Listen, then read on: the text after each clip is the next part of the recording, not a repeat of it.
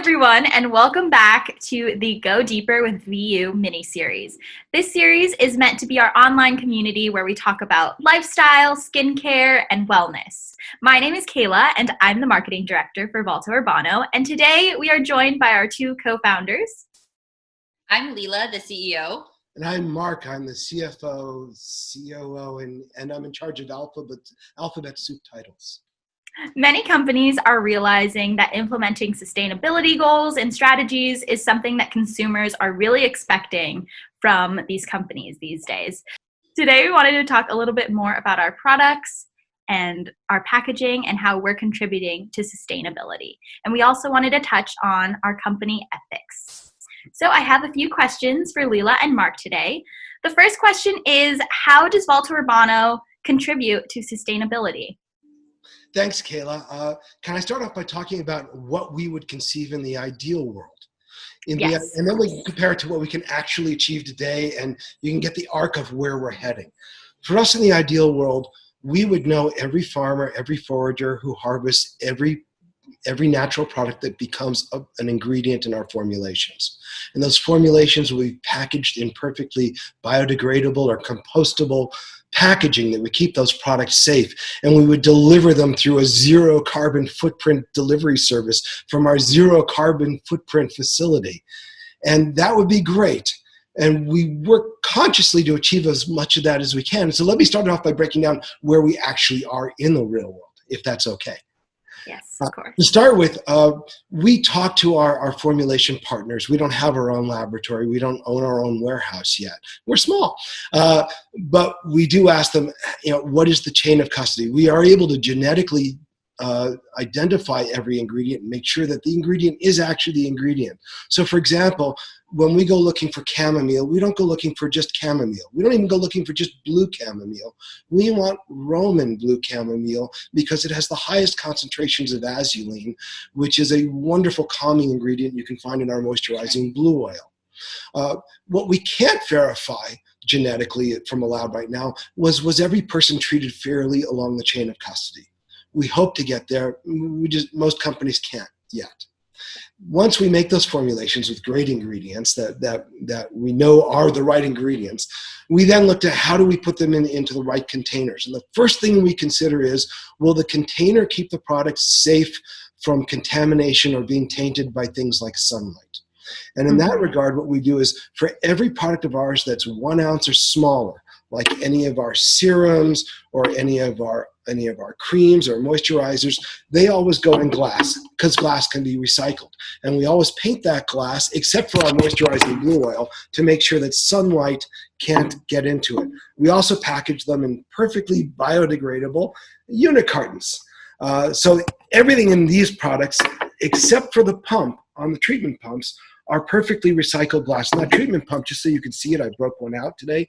The reason it's not recyclable is if you can really get in there and see there's a metal spring. And there's no way to do anything other than a metal spring in one of these pumps. So that's the only part in our packaging that isn't recyclable. Our foam, this is our foam pump and our treatment Nope, there's pumps. not a foam. Oh, not the foam. For the cleansing oil, the cleansing gel. But that also goes for the foam pump. Right. Then in our larger products that are 4 fluid ounces, we don't want to use glass because glass in that size tends to break in shipping. So we use a plastic that is always recyclable when we check the bottom. So everything on this except for the pump is recyclable. Then once we have all of that, so just to review, all of our packaging for the products, all the packaging is recyclable except for the pumps. And then when we go to put them in a box, first, we surround them with packaging to keep them safe. And to do so, we use a recycled bubble wrap. Now, that costs us double normal bubble wrap, but we work directly with a factory that does this, and we feel a lot better. It's worth the extra expense for us. And we further protect it with an air pillow. Not just any air pillow. This one's biodegradable. We inflate them here, and they're just much better than these that will never biodegrade. Again, cost double, worth it to us. Finally, we were going to put all of that safe packaging in a box. Now, when it comes to white boxes, there are 2 kinds. We could use the really inexpensive, the U.S. Postal Service uses it. This box has been bleached white. And the problem with bleaching a box white is that bleach runs off into the ocean and damages the environment. Instead, we paint that box white, and we use a paint that makes the entire box biodegradable. So when you get a shipment from us, everything inside that box, except for these little sprayers, is either recycled, biodegradable, or perfectly recyclable. Interesting. Finally, on the last leg, we picked the U.S. Postal Service to deliver our products for a very simple reason. We looked at brick and mortar retail, UPS, FedEx, Amazon, and we will be available through some of those channels like Amazon and brick and mortar. But the USPS is a particular use to us because they have trucks that go by your house 6 days a week, every day. So adding that 1 or 2 pound box to that delivery truck is an almost zero carbon footprint incremental piece. So when you buy directly from our website, you are ensuring that it is the least carbon footprint delivery process. So that's basically what we're doing. It's not all that we're going to do, but it's what we're able to do today. Amazing. Thank you. My follow-up question to that is, what would be your sustainability goals for the near future? When we get our own warehouse, we're going to make that sucker carbon footprint zero. We'll use renewable energy sources. We'll look at, you can buy credits against your carbon footprint and be plastic neutral as well. So those are 2 areas that we want to explore, as well as a tighter chain of custody over ingredients, which is your area. Which it is my area. I carefully speak with our suppliers in terms of if our ingredients are ethically and sustainably sourced. We have one supplier that actually goes to some of the farms in India, parts of Southeast Asia, and Africa to really check it out. Fortunately, he's got a really high moral code, so he wants to see what is going on and where the products are coming from, and that actually gives us a lot of comfort and confidence in him. So I know that a lot of companies seem to be implementing these sustainability goals because there seems to be a demand from consumers. But I want to know from you both, why should companies truly care about being more sustainable? I think it's really simple. We depend 100% on the natural world for all of our key ingredients. To the extent to which we degrade that environment, we put our own business in danger. Now, my background, I go back in looking at sustainable packaging and delivery systems almost 30 years now. And I know beyond what we're doing today, there are all kinds of things that we can do as we grow larger. But the whole reason is that if we're going to bring great products to the market, you have to have a great environment in which to grow those ingredients. For me, because I am a mother, I believe in leaving the world a better place for my children. And I don't want to be a hypocrite about it. So, making sure that we have minimal adverse impact on our environment is important for the legacy that I leave my children, grandchildren, and, down the line. And if we could go 100% to that today without having to quintuple the price because our costs would go through the roof, we'd do it. We're just waiting for the technology and our size to continue to open opportunities for us to get closer to that ideal goal that I stated at the beginning.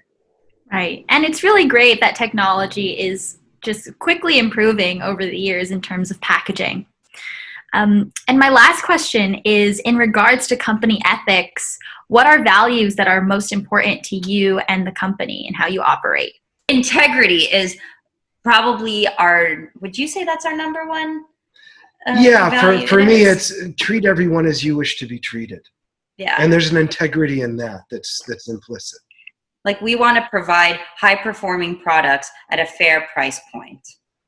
We want to give you a cream that performs just like the $300 cream and make it more available to our consumers. Because that's what I'd want. I want to work with a partner in whom I believe they have my best interest at heart. And I know we have our customers' best interest at heart because we designed the line to accommodate virtually every skin type in every environment in the United States. And our whole point is to bring happiness. We want results. But in terms of the ethics, it goes beyond what happens to the customer. It's also internal. Right.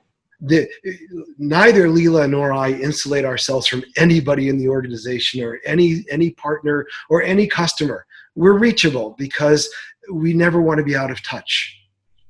That's right. And in terms of our sustainability, Mark and I also lead pretty green lifestyle. Well, hybrid cars. I had all electric cars. I was one of the very first Tesla Roadster owners back when it first came out, because to me it was a cool computer on wheels. So it appealed to my nerd side as well as my environmental side. But we also recycle everything. We try to minimize our electricity and our water usage. You know, we've just implemented it in our lifestyles. And we both drive hybrid cars. SUVs, because we got to haul stuff around now. I would say that one thing that I appreciate is the transparency from this entire company. I mean, we are creating this little mini series to try and connect with people that love our brand, and there's really nothing that we're trying to hide here, which is something that not a lot of companies can say. Absolutely, Kayla. I mean, everybody knows what our ingredients are used for. We're pretty open. Yeah, we believe that where you shine a light, you're able to see where things are at. And sometimes people can shine a light for us.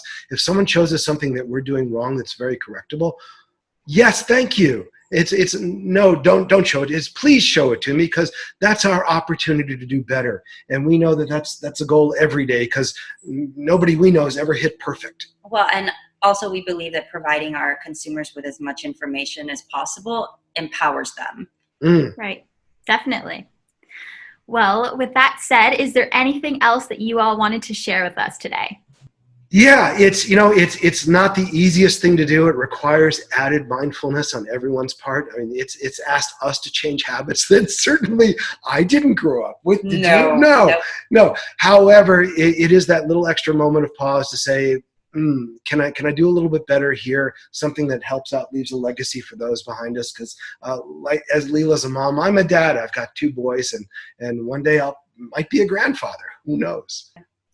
Okay, thank you so much for coming on here today. I believe that concludes today's mini episode. Thank you all so much for listening. Please give this video a like and comment down below if you want to be entered into our giveaway that will be happening later this month. And also leave any other topic ideas that you have down below. Thank you. Bye.